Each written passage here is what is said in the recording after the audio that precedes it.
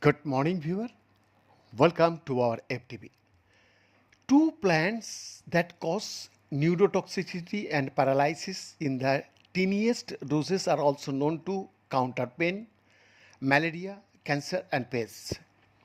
For the first time, researchers discovered a way to recreate these powerful compounds in the lab, helping lead the way to improve naturally sourced therapeutics.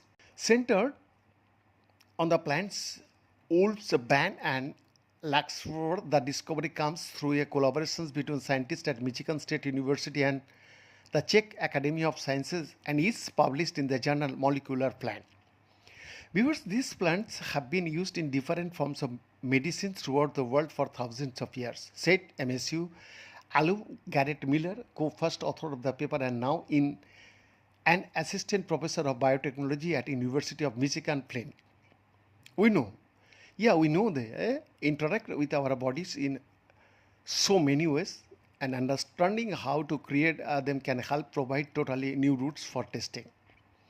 For all the headway made in modern science, one edge holds true: nothing beats nature.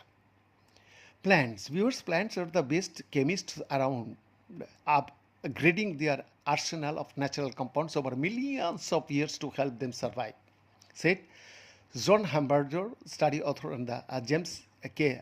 Billman, endowed professor of MSU's Department of Biochemistry and Molecular Biology. Viewers, humans have found countless uses for these molecules in every life, added Lana Mutardza, a graduate student at Czech Academy of Sciences and co-first author of the latest paper. So these include caffeine, capsaicin, menthol, and vanillin. Not to mention the fact that many of the medicines we use today either come directly from plants or are inspired by plant chemistry.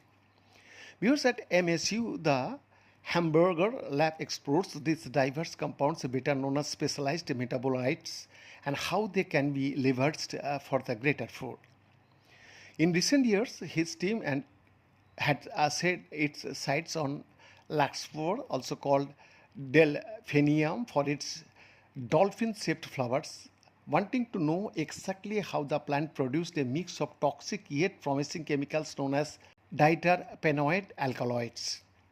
And this, of course, was easier said than done.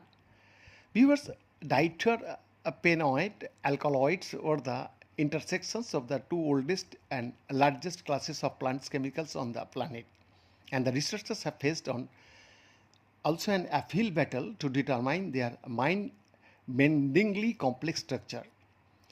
Despite being isolated nearly 200 years ago, one of the best known compounds, aconitine, still has not been successfully synthesized in a lab.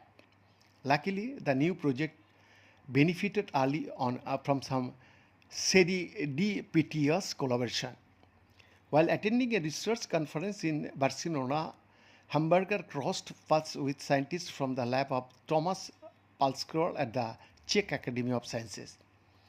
The Palskrol group, including Mutardza, was pursuing the same tricky diterpenoid alkaloids in a notoriously poisonous Laxford relative, Wolfsbane, otherwise known as monkshood. When this happens, we can either go our own ways or come together. And it is joining up that always leads to the best science, said Hamburger. We end this exclusive report.